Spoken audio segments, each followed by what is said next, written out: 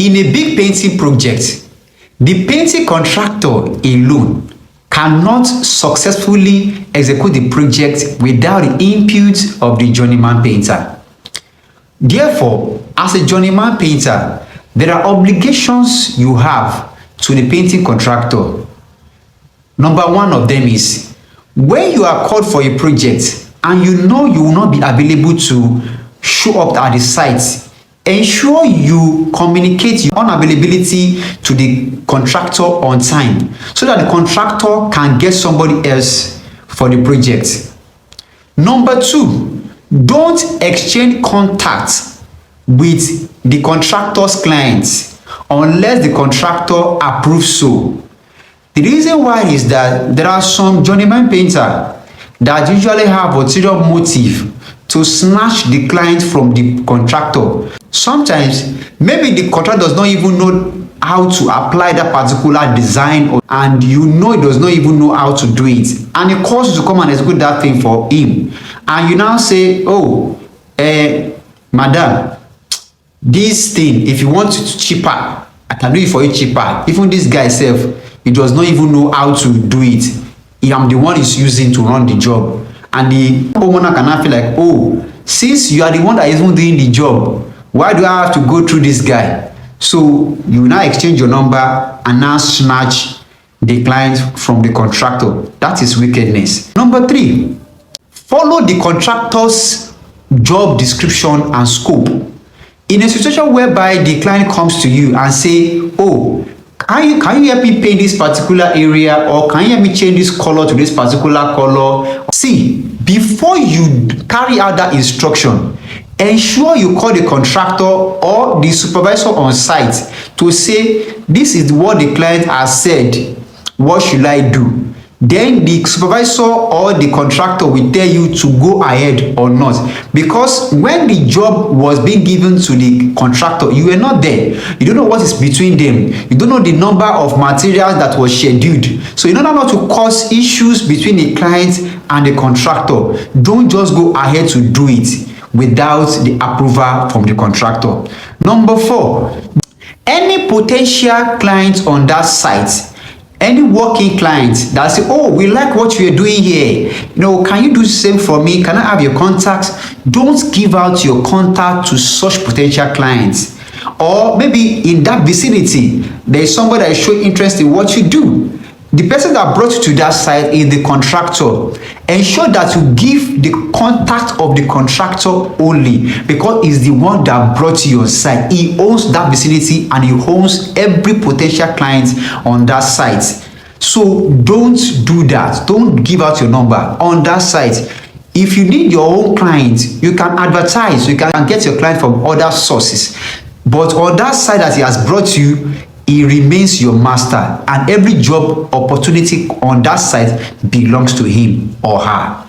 Don't take home any leftover materials or tools or anything what have you on that site. They are requesting for it to be taken away. It does not belong to you. If there is any leftover material that the client has approved for the contractor to go away with, or maybe there is a little portion of paint or little portion of whatever material or wallpaper or whatever, and the client says, okay, I can take them away, I don't want them. If you want that thing, ask the contractor to give you, and if he says he does not give you, don't take it behind him, because you know when you were leaving the site, he was not there, and you felt because he was not there, you go with it. Please don't do it. The next one, always seek clarification when you are in doubt. In painting, there are usually instructions and steps on how to apply certain materials. Let's say, for instance, now you want to treat damp, and there's a process in which you are going to follow through. The process of running this thing and you are confused on what you do, make sure you don't just do anyhow. You don't just run anything from your point of ignorance.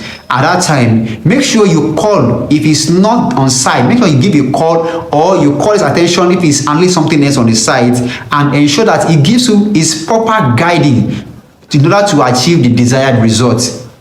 The next one, don't run away from site when you are paid to do a job.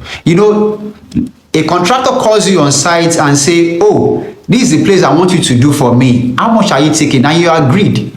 and down inside you that amount is small, but you cannot take the job. Just leave the site. Don't pretend as though, oh yeah, and let me take the job like that, I don't really have much on me, and he pays you a particular portion of the money, and you work for a couple of days and you run away and say, the job does not pay me, the number of days I have spent, I've used what you gave to cover up for it. No, that's not fair. So the next point is communicate your absence from site on time.